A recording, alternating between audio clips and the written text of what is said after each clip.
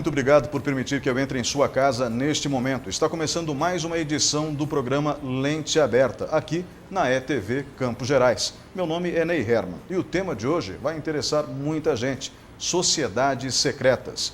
Comigo, no estúdio da ETV Campos Gerais, está o professor Marcos Kuznick, professor de História e integrante de uma dessas ordens, a Ordem Rosa Cruz. Sim, estamos muito honrados com o convite e é um prazer estar aqui. Agradeço sua presença e agradeço principalmente você que está do outro lado da tela. Acompanhe o programa, vai ser muito interessante. Voltamos daqui a pouquinho.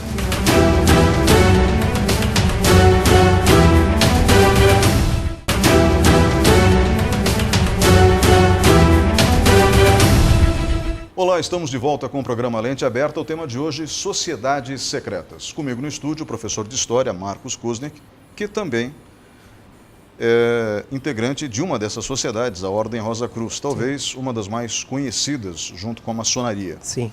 Mas, professor, antes de falarmos das ordens ou das sociedades secretas em si, eu gostaria que o senhor me explicasse o que é uma sociedade secreta.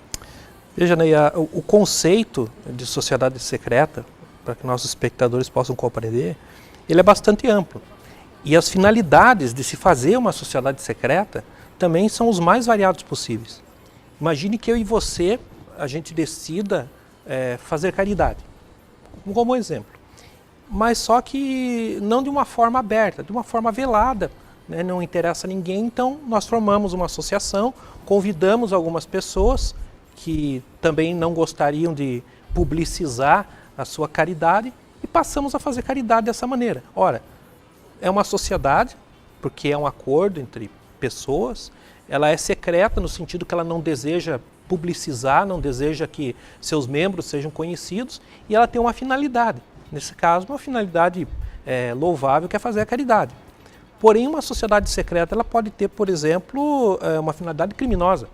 Né? Você pode juntar algumas pessoas com o intuito de praticar crimes ou violar a lei ou qualquer coisa parecida, que também vão procurar criar uma estrutura hierárquica e tentar, obviamente, pela natureza das suas atividades, acobertar os seus membros. Então, uma sociedade secreta, por si só, o fato dela ser secreta e caracterizar assim, uma sociedade ou uma fraternidade, ela pode ter as mais variadas atividades. Atualmente, existem inúmeras sociedades secretas, algumas delas não são hoje tão secretas, diríamos que são discretas, como é o caso da Ordem Maçônica, que tem seu trabalho voltado para a área da filantropia, que tem seu trabalho voltado para a área do desenvolvimento pessoal dos seus membros.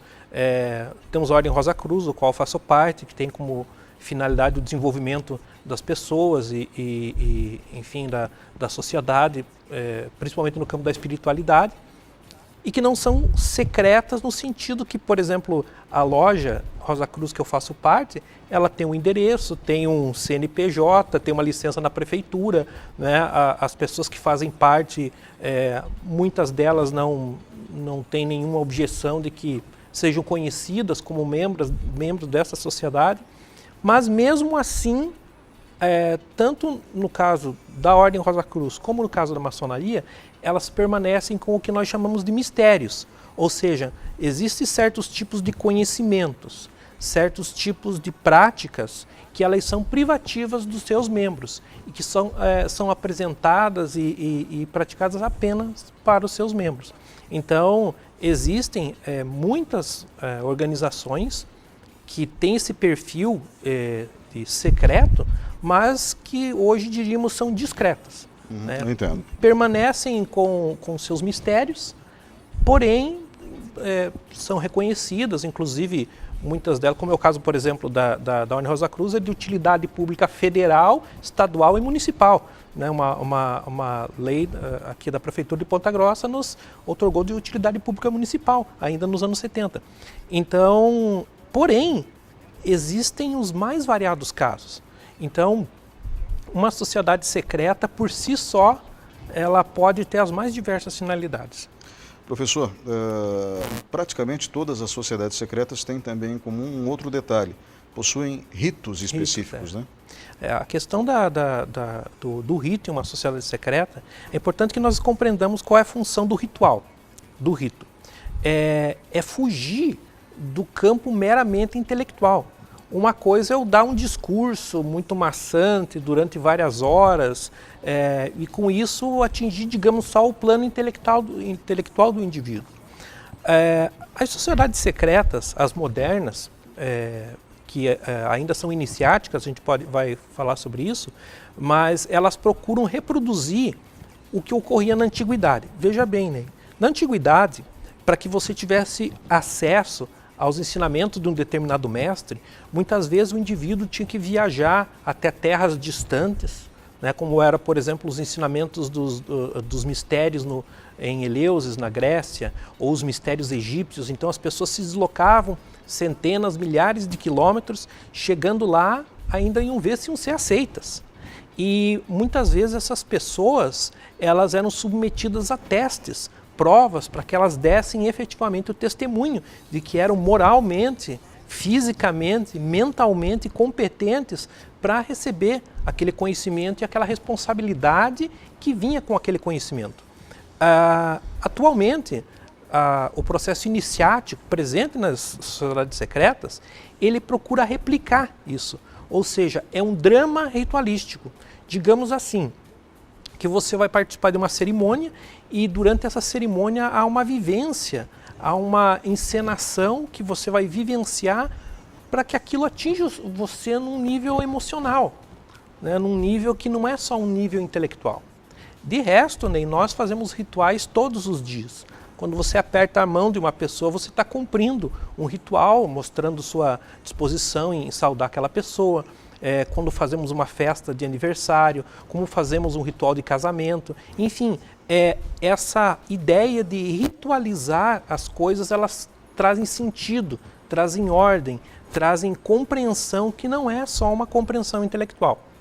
Dentro das sociedades secretas, a questão do rito, do ritual e da forma como muitos desses rituais são mantidos em sigilo é que atrai a atenção de muitas pessoas.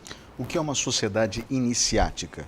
A sociedade iniciática é uma organização que normalmente ela é dividida em vários graus, ou seja, o indivíduo ele entra, por exemplo, num grau de iniciante, e para que ele tenha acesso aos ensinamentos ou às práticas daquele grau, ele tem que passar por uma cerimônia de iniciação.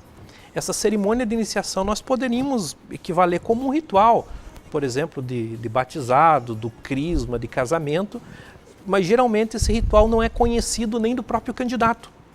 Ele mesmo não conhece o que vai se passar no ritual. Por quê? Para causar um impacto emocional. Então, durante essas encenações que são feitas durante as cerimônias, a tentativa é que esse indivíduo possa absorver melhor aquela condição, levar aquilo para o plano emocional, refletir sobre a importância de estar adentrando aquela câmara, né, de estar adentrando aquele grau e dessa forma que esse conhecimento não fique banalizado. Um dos grandes problemas que se percebe geralmente na relação do homem moderno com o conhecimento é que muitas vezes esse conhecimento é fracionado, é automático e é irrefletido. As sociedades secretas tentam de alguma forma criar uma progressão para que aquilo seja especial, para que não seja uma coisa volúvel. Então o indivíduo ele tem que permanecer com sua intenção nesse trabalho para que ele vá de grau em grau obtendo os conhecimentos e obtendo digamos assim, entrando em diversos ciclos dessas sociedades. Professor, existem registros da sociedade secreta, embora sejam secretas, né, mas conhecidos do público, existem registros de qual é a sociedade dessa categoria mais antiga do mundo? Olha, atualmente a gente pode dizer o seguinte, se nós pegarmos a primeira delas na história. As sociedades secretas, elas existiam desde muitos séculos. Por exemplo, os pitagóricos, à época da Grécia Antiga, formavam uma espécie de sociedade secreta. Porque os seus membros eram selecionados iniciados pelo próprio Pitágoras a um dos graus dos conhecimentos pitagóricos, mas antes disso você tinha, por exemplo, os mistérios de Eleusis na Grécia, você tinha os mistérios egípcios, isso há 2, 3 mil anos antes de Cristo, e muito possivelmente várias outras sociedades tinham o mesmo expediente. Então, muitas dessas sociedades nasceram e morreram ao longo da história. Nasceram, morreram, algumas foram tão secretas que nós nem sabemos que talvez fosse o maior sucesso de uma sociedade secreta é sequer que o público em geral tivesse conhecimento dela. Mas muitas delas ou permaneceram ou foram se modificando e serviram de inspirações para outras sociedades secretas no decorrer da história. Algumas organizações que de início não tinham talvez essa pretensão de serem consideradas como sociedade secreta, acabaram passando para a história, como por exemplo, talvez um dos casos mais famosos, seja da Ordem dos Templários.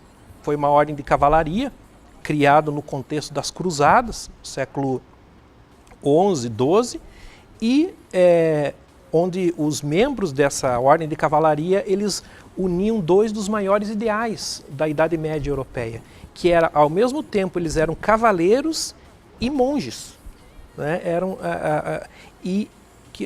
Os Templários, cujo nome vem do quartel que eles montaram em Jerusalém, que teria sido no local do antigo Templo de Salomão, e cujo nome da ordem era os Pobres Cavaleiros de Cristo. Com o passar dos anos, a Ordem dos Templários foi ganhando protagonismo político e principalmente econômico na Europa, a ponto de ser extinto num processo bastante polêmico no século XIV. Quem foram os autores da extinção? Foi um Papa e o rei da França, né? A Ordem dos Templários, à época, ela tinha um poder econômico tal e detinha uma série de territórios, e o rei Felipe o Belo, rei da França, à época, juntamente com o Papa Clemente VIII, procederam a uma abertura de um processo contra os Templários. Aqui de 2 ou 3 anos atrás, o Vaticano resolveu publicizar as atas, enfim, os documentos relativos ao processo.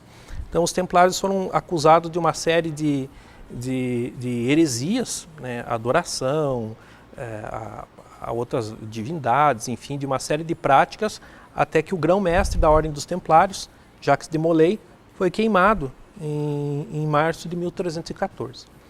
Muitas sociedades secretas modernas, elas ou reivindicam serem continuadoras da Ordem dos Templários, ou pelo menos se inspiram na Ordem dos Templários. Apenas deixando claro, os Templários basicamente criaram um sistema financeiro atual, né? Sim, porque imaginem vocês, a época da Idade Média, um indivíduo, um conjunto de indivíduos viajar da Europa até Jerusalém carregando dinheiro, era alvo certo de salteadores, enfim, toda sorte de perigos que podia acontecer. Os Templários desenvolveram uma prática onde eles recebiam esse numerário ainda na Europa, emitiam um papel, né, papéis que só teriam valor para o destinatário. Chegando em Jerusalém, as pessoas poderiam sacar mediante esses papéis o dinheiro.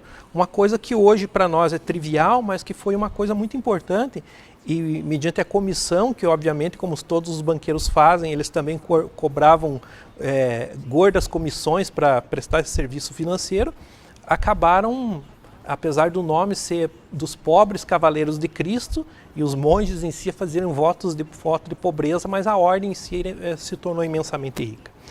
A questão é que esses ideais de cavalaria, da honra, da retidão, da justiça, do serviço, da humildade, eles acabaram servindo de inspiração para outras sociedades secretas.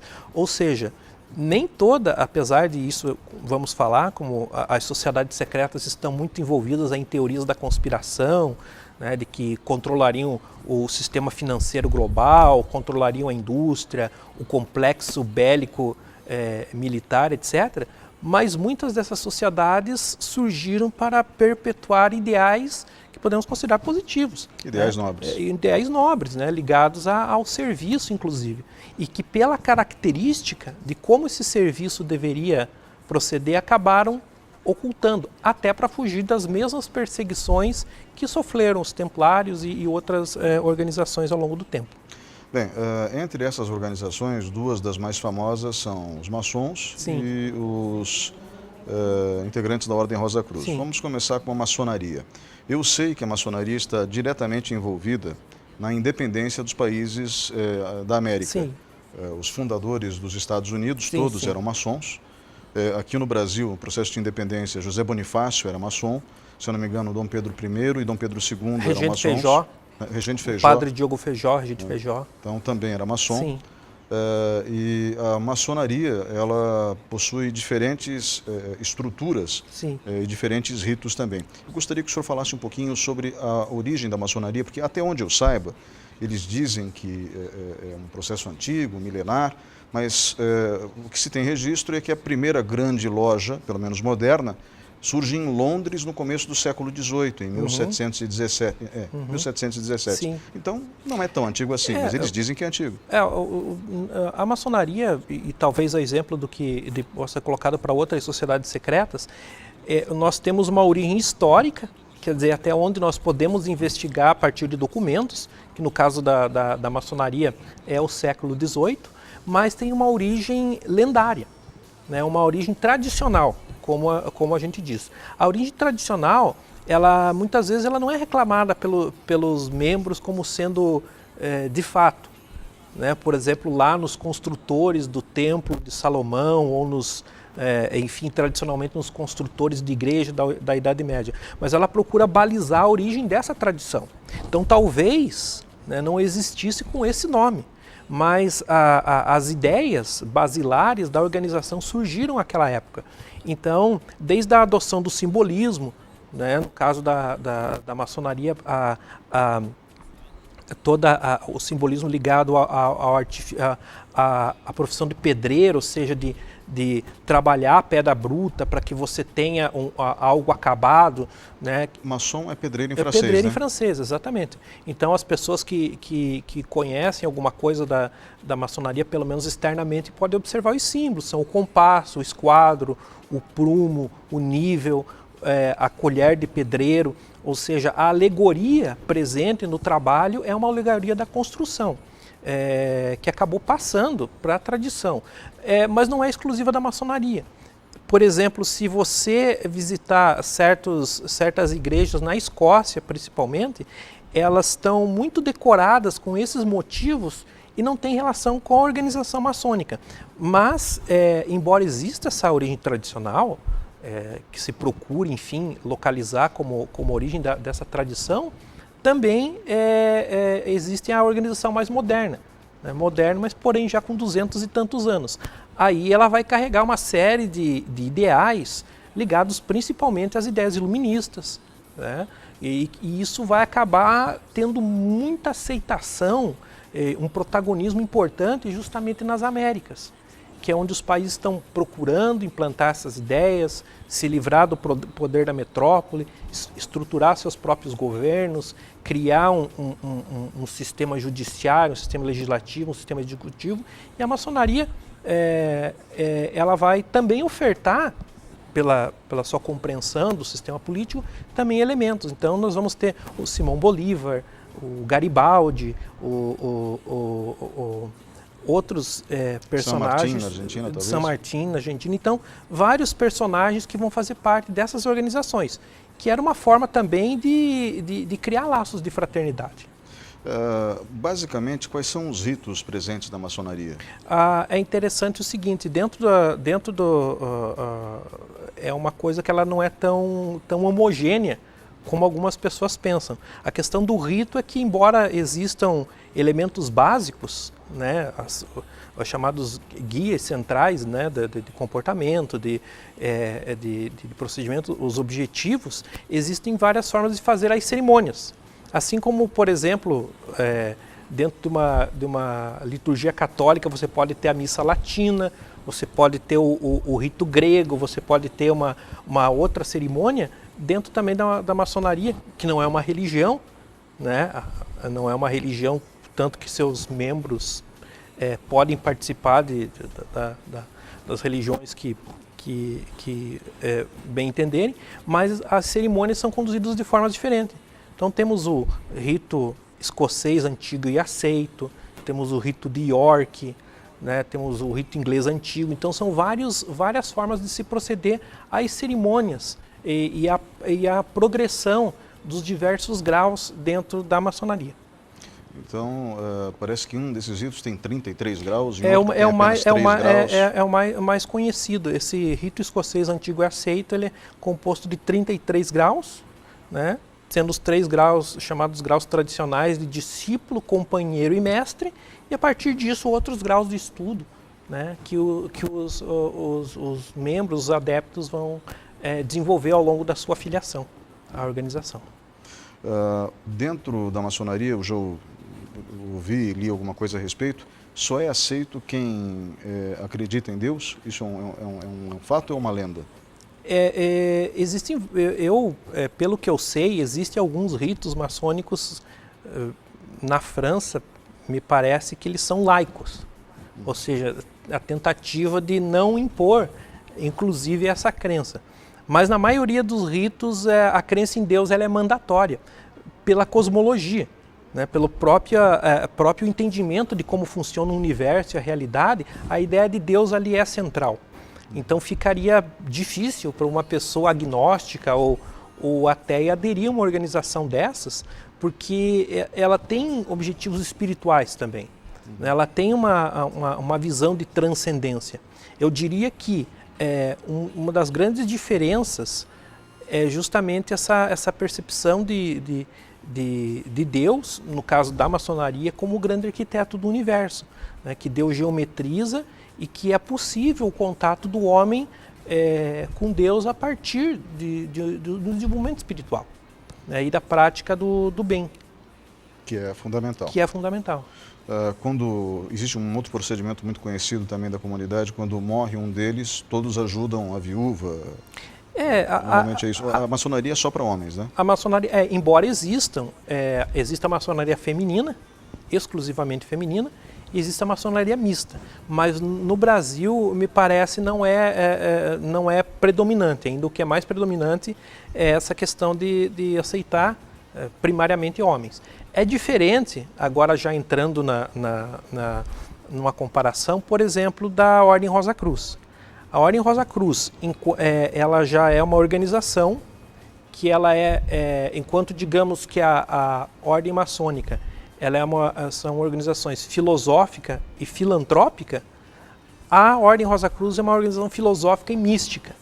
Ela é mais voltada primariamente para questões espirituais. E tem um sistema parecido em alguns casos, ou seja, ela é dividida em diversos graus, onde o adepto, né, o iniciado, ele vai galgando esses graus para ter acesso a diversos tipos ao acervo de conhecimento que a ordem acumulou durante os séculos e diferentemente da maçonaria, a ordem aceita tanto homem quanto mulher. 2 perguntas. A estrutura hierárquica dentro da maçonaria replica aquilo do mundo real? Por exemplo, existem deputados ou então senadores, um presidente, ou então a nomenclatura é outra, tem o grão-mestre. Qual é a nomenclatura dentro da ordem maçônica? Até por conta dessa estrutura, digamos, que é grande, né, da maçonaria, porque se nós pegarmos, por exemplo, a nossa região, ela tem várias lojas maçônicas com muitos adeptos da maçonaria, e se nós projetarmos isso a nível Brasil, é uma organização bastante significativa. Isso vai depender muito da estrutura de cada potência, porque não existe uma única potência maçônica. Existem várias obediências, como os maçons dizem, e isso vão replicar daí aos cargos e as formas de trabalhar. No caso tem cargos que são tradicionais, como por exemplo o caso de mestre. né, que isso tanto existe na maçonaria como, por exemplo, existe na Ordem Rosa Cruz e existe também em outras sociedades secretas. Perfeito. Professor, nós vamos para um breve intervalo e voltamos em instantes com o programa Lente Aberta. Por favor, fique conosco. Daqui a pouquinho a gente está de volta.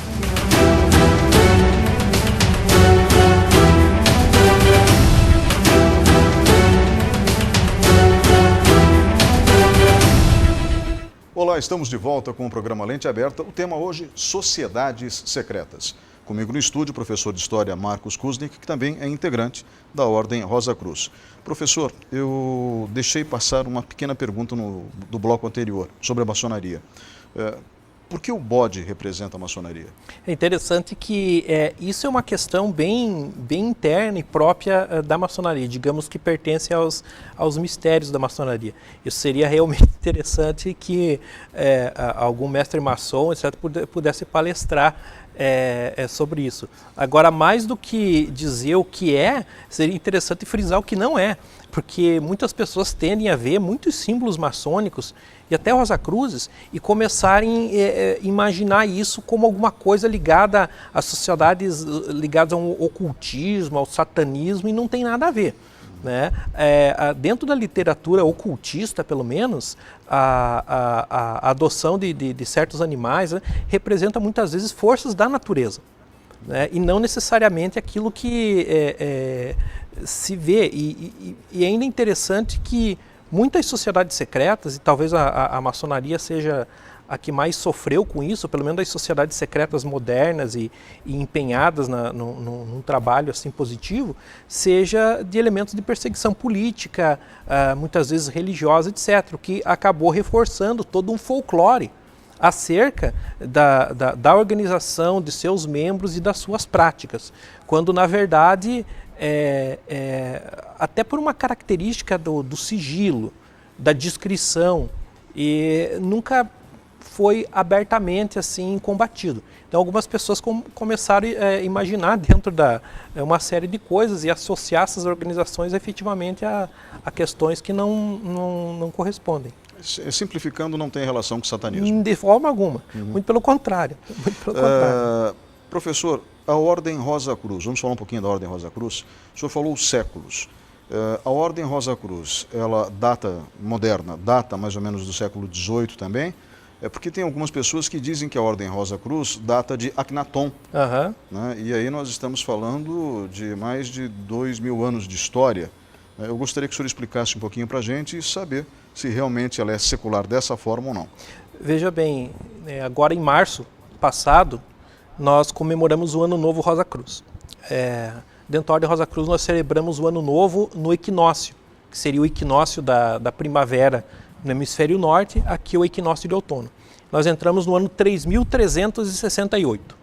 3.368 é contado a partir da época do faraó Akhenaton, que foi um faraó da 18ª dinastia do Egito. O faraó Akhenaton ele representa, ele é representativo para a Ordem Rosa Cruz no sentido que ele tentou primeiro fazer uma reforma monoteísta no Egito. Ele mudou a capital, construiu uma nova capital no Egito e tentou instituir uma religião monoteísta. O culto a Aton, que é muito parecido com, digamos, com o conceito mais corrente da divindade que nós temos, porém isso acabou não sucedendo devido à tradição do clero egípcio, que era muito grande, e das escolas de mistério que existiam no Egito. Essa é a origem tradicional da ordem.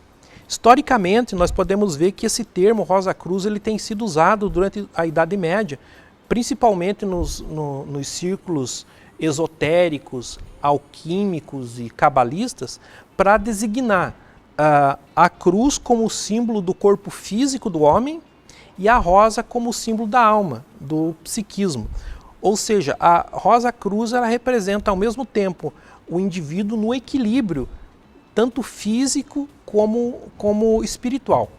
A partir do século XVII, no início do século XVII, houve uma série de manifestos que foram colocados na Europa, onde se dava a conhecer uma organização de nome Ordem Rosa Cruz. que foi bastante atuante a partir ali do século XVII, do início do século XVII. A partir de 1915, né, portanto do século XX, a Ordem Rosa Cruz foi, digamos assim, unificada. Nos Estados Unidos, o Dr. Harvey Spencer Lewis criou a antiga e mística Ordem Rosa Crucis, que acabou fechando todas as, digamos, outras grandes lojas Rosa Cruzes que tinham na Europa, e foi criado assim a AMORC, que é a antiga e mística Ordem Rosa Cruz, que perpetua, digamos, essa tradição, que tem uma origem na antiguidade, mas que vem se formando ali na esteira do esoterismo ocidental, da Idade Média e da modernidade. Existe uma cadeia de comando? Sim, a estrutura hierárquica da Ordem Rosa Cruz, ela funciona assim. Nós temos nas cidades onde ela atua, como por exemplo o caso de Ponta Grossa, a loja. A loja é o local que os Rosa Cruzes se encontram para realizar suas cerimônias, seus palestras, enfim, as atividades. É interessante o seguinte, que no caso do rosacrucianismo, nós recebemos as lições para estudar em casa. Isso tem sido assim desde o início da operação no século XX. Nós recebemos as lições para estudar em casa, mas o membro que assim quiser, ele pode frequentar uma loja. Essa loja tem um mestre, que é a pessoa que é responsável, enfim, pela loja, tem um outro corpo de dirigente, e a loja, e nós somos filiados a uma grande loja, que é a grande loja de língua portuguesa, que é Brasil, Portugal e outros países onde se usa a língua portuguesa. Essa loja fica em Curitiba, no bairro do Bacaxiri. Ela engloba todo o Brasil. E nós temos a Suprema Grande Loja, e o chefe da organização a nível mundial é o Imperator, que é o francês Christian Bernard. Então existe uma organização hierárquica, mas existem várias outras atividades. Por exemplo, nós temos a OGG, que é a Ordem dos Guias do Graal, que é uma ordem para crianças de 6 anos até jovens de 17, 18 anos, que também é dividida em graus, é uma ordem de cavalaria para crianças. Nós temos a Ordem Martinista, que ela só é aberta a membros da Ordem Rosa Cruz, quer dizer, uma ordem dentro da ordem, e que ela professa um tipo de esoterismo mais judaico-cristão. Muitos perguntam, mas a Ordem Rosa Cruz ela é cristã? Não, ela não é cristã também no sentido que ela não é muçulmana e nem hindu. Né? Ela procura ter um apanhado da espiritualidade bastante eclético, no sentido de trabalhar isso com os membros. Entendi. Então, basicamente, a Ordem Rosa Cruz, ela não está vinculada a nenhuma religião oficial, digamos assim? Não, a Ordem não desencoraja, muito pelo contrário, que os seus membros, quem eventualmente faça parte da Ordem, deixe de frequentar alguma religião que seja católica, ou espírita, ou evangélico. Essa é a questão religiosa, é uma questão de consciência do indivíduo. Mas o que se faz na Ordem Rosa Cruz? Basicamente é um local de estudos, Sim. Estudos sobre misticismo, espiritualidade? Nossos estudos são divididos em graus. Dentro da Ordem Rosa Cruz são tradicionalmente 12 graus. E cada grau é consagrado a um tipo de estudo. Por exemplo, em um determinado grau se estudam as leis da física, em um outro grau são estudadas questões mais sobre a espiritualidade, em um outro grau são estudadas questões relacionadas ao corpo e aos processos de regeneração, sistema endócrino, sistema vascular, enfim, é uma série de conhecimentos tradicionais. E também a ordem ela vai incorporando dentro desse cabedal de conhecimentos os avanços científicos recentes, quer dizer, não é um conhecimento estático, é alguma coisa que vai crescendo. Tanto que a ordem tem a URSI, que é a Universidade Rose-Croix Internacional, que é uma universidade de pesquisas da ordem aqui no Brasil, que reúne diversos pesquisadores com doutorado nas suas diversas áreas, para que incorporem dentro dos estudos da ordem questões relacionadas à ciência mais avançada. E é voltada prioritariamente para a questão do desenvolvimento da espiritualidade. Ok, a gente falou da maçonaria, falamos da Ordem Rosa Cruz, falamos dos templários. Sim. Existe até uma certa lenda de que os templários foram encurralados em Portugal. Sim. E de Portugal vieram para as Américas. Sim. Enfim, mas isso talvez seja lenda. Os Illuminati que aparecem em algumas obras recentes, quem são os Illuminati? Puxa, os Illuminati, olha, tudo é os Illuminati, né? Acabou a gasolina do carro, subiu, é os Illuminati, deve ser. Então, o que nós temos, Ney, é um fenômeno que houve durante muito tempo, mas que foi imensamente potencializado pela internet, que é o que nós chamamos, grosso modo, de teoria da conspiração. Essas teorias da conspiração, elas tentam dar conta de aspectos obscuros da realidade. E você tem teoria da conspiração para todo gosto. De que o homem não foi à Lua, ou pelo menos não foi naquela ocasião, de que o flúor na água é para fazer controle mental, de que existe um governo secreto invisível do mundo, e nesse aspecto é que entram os tais dos Illuminati. Grosso modo, o que se espalha por além da internet é que existe um governo secreto do mundo, de que aquilo que você vê no jogo político, que nós estamos vendo da questões de impeachment e não impeachment, são meramente biombos para esconder a verdadeira ação do grupo das pessoas que realmente mandam no mundo. E quem são essas pessoas? Aí foi mudando no decorrer da história. Já foram os judeus, já foram os americanos, e agora é os Illuminati, que seria uma confraria de pessoas que têm um plano, ou seja, que tem um desenvolvimento planejado para a história e que agem nos bastidores, recrutando pessoas. Bom, existe Illuminati? Existe, mas não é bem o que as pessoas pensam. Os Illuminatis históricos, eles se originaram no fim do século XVIII, em todo aquele contexto da Revolução Francesa, das ideias de liberdade, igualdade, fraternidade, da criação de governos que não fossem tão autoritários. E nesse aspecto surgiu uma organização fundada na Bavária, na Alemanha, chamada justamente os Iluminados da Bavária, e Iluminados em latim é Illuminati. O singular é Illuminatus e o plural é Illuminati. Então é os Illuminati. E esses Illuminati, o cidadão que fundou isso chamava Adam Weishaupt, um jurista e, enfim,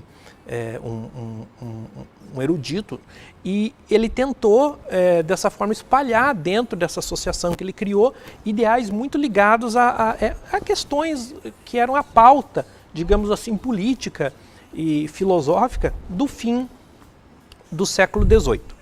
Com o passar do tempo, muitas pessoas começaram a reconhecer essa ordem dos Illuminati supostamente em outras organizações. Ou seja, é como se fosse uma pirâmide, como está lá na nota de dólar, né? Aquela pirâmide com o olho em cima escrito Nova Ordem Mundial, Novo Ordem Secularum. Também não tem nada a ver necessariamente com sociedades secretas como muitas pessoas pensam.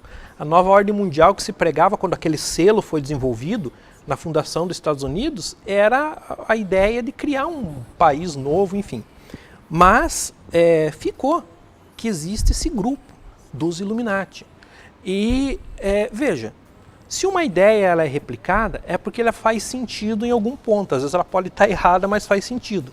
Então, claro que o cidadão comum, ou mesmo a pessoa relativamente informada, ela tem motivos para imaginar que grandes decisões não são feitas às claras, são feitas em algum ambiente e não são publicizadas. Aí vem os Illuminati, vem outros grupos como, por exemplo, o Bilderberg Group, né, que é também uma sociedade que às vezes é até associada com os Illuminati, que é uma reunião anual de cerca de 150 bilionários e representantes diplomáticos e políticos do mundo que se reúne. Chama Bilderberg porque a primeira reunião deles foi feita em 1954 num hotel com esse nome, e a partir disso começou a ter várias reuniões no mundo inteiro.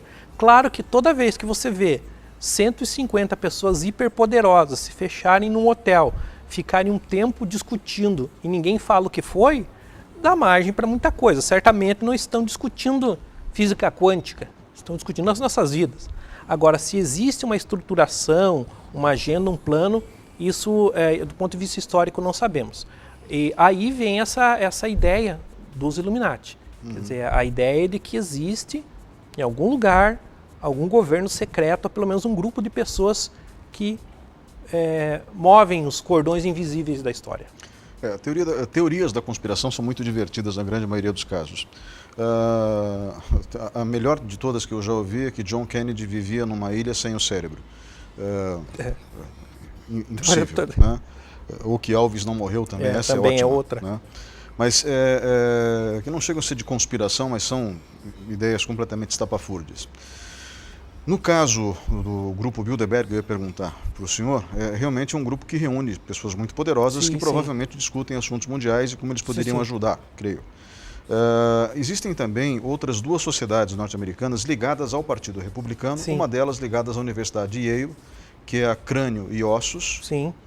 A Universidade de Yale, que se escreve Yale, né? De Yale, que é uma das mais conceituadas dos Estados Unidos, e o desdobramento da Crânio e Ossos, que seria, se não me engano, fica na Califórnia, o Bohemian Club. Sim. Né? Também de base republicana, entre outras coisas, dizem que dentro do Bohemian Club se definiu a eleição de George W. Bush, a invasão do Iraque por parte do George Filho, enfim, são lendas, existem esses dois grupos, correto? Sim. Existem.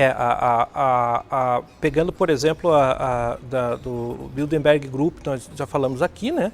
Ele começa a se reunir em 1954. A Skull and Bones, né? Caveira e Ossos, é uma sociedade secreta estudantil que é muito comum nos Estados Unidos.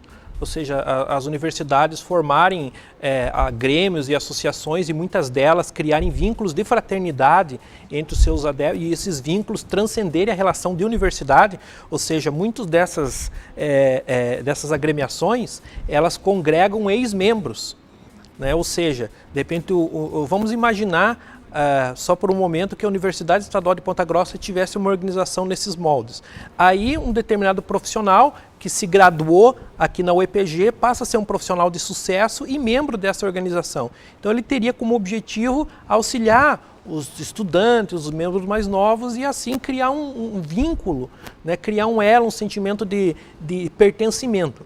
Isso é muito comum nos Estados Unidos. Skull and Bones chama muita atenção, primeiro porque ela é muito antiga. Ela foi fundada, se não me engano, em 1832. Tanto que o emblema dela tem uma caveira e ossos e o 322. O 32 possivelmente se refere a 1832 e o 2 é porque ela seria já a repetição de uma organização que teria inspirado eles a partir da Alemanha. E segundo, porque ela aceita pessoas de alto poder aquisitivo e ex-alunos da faculdade de Yale, que é uma das faculdades mais exclusivas do mundo.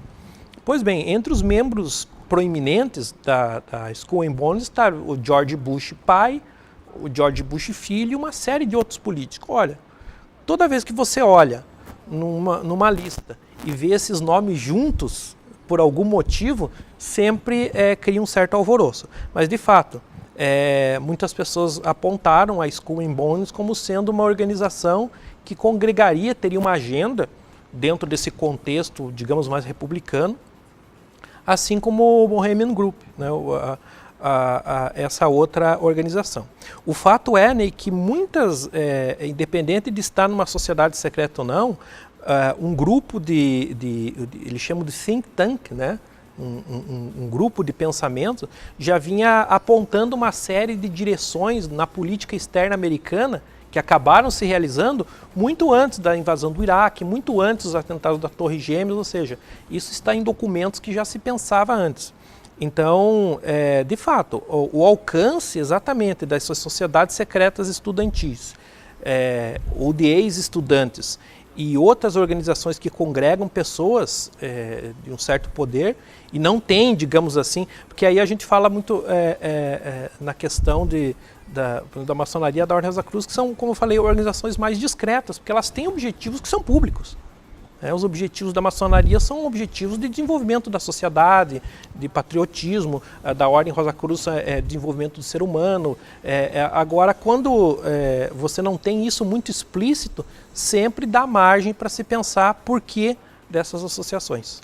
A gente está chegando ao fim do programa Eu queria saber o seguinte, existe alguma sociedade secreta criada no Brasil? Existe, e talvez o caso mais conhecido seja do que a gente chama da Bucha Paulistana, que foi uma sociedade secreta, também de início a sociedade secreta estudantil, que foi criada na Faculdade de Direito Largo São Francisco, que hoje é a Faculdade de Direito da USP. Essa organização foi criada na virada para o século XX e ela teve como inspiração, ela chama Bucha, porque ela foi trazida por um professor, a ideia foi de um professor de origem alemão, se não me engano, Buchenschaft, o nome original, e que tinha como objetivo uma coisa bastante interessante, que era juntar pessoas que se dispusessem a ajudar estudantes carentes, ou seja, indivíduos, professores, mas sem publicizar. Com o passar do tempo, ela passou a ter em seus quadros muitas pessoas egressas dessa faculdade de Direito, que, como nós sabemos, produziu vários presidentes, principalmente na República Velha do Brasil, que eram membros dessa Bucha Paulistana.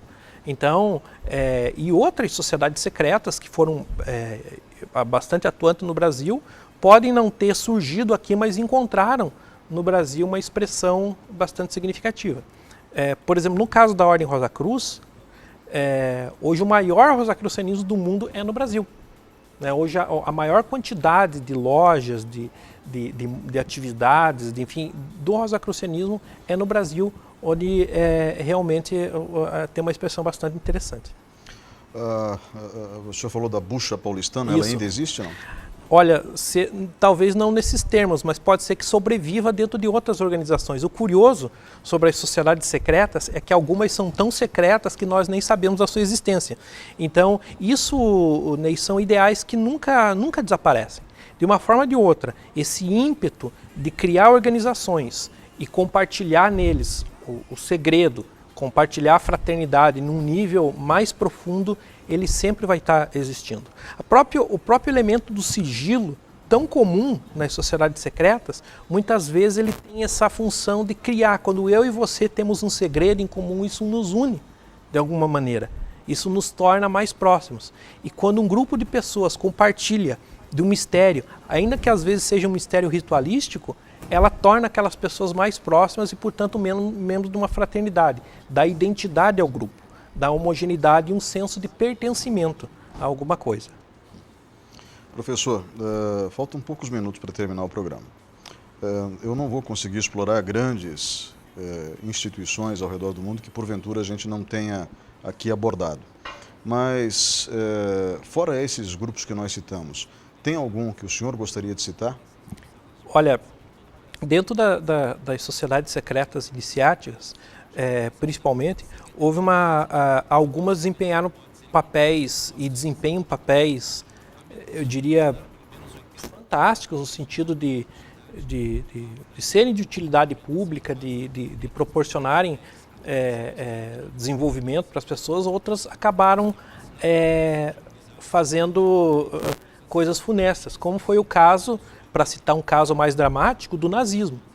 Durante o nazismo, a atuação de algumas sociedades secretas, obviamente pervertidas, com ideais muito diferentes de outras, elas acabaram impulsionando e dando subsídio para isso. Como foi o caso da Thule, que estava no núcleo de fundação do Partido Nazista, como estava a Loja Luminosa do Vril, outra sociedade secreta que trabalhava com questões relacionadas à mitologia nórdica e uma série de ideias que acabaram também sendo incorporadas. Essas sociedades secretas, infelizmente, acabaram sendo protagonistas de situações muito complicadas do ponto de vista histórico.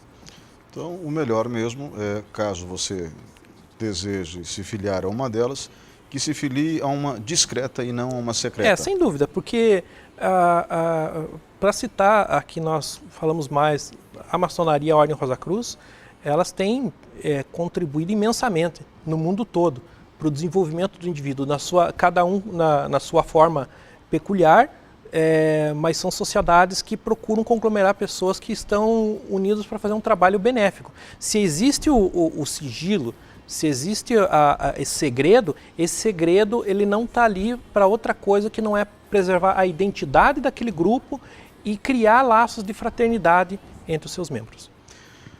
Professor Marcos Kuznick, professor de História, membro da Ordem Rosa Cruz, agradeço muito a sua participação aqui no programa Lente Aberta de hoje. Foi um prazer, né? E agradeço muito a sua presença aí do outro lado da tela. Nós voltamos na semana que vem com outro tema sempre interessante no programa Lente Aberta.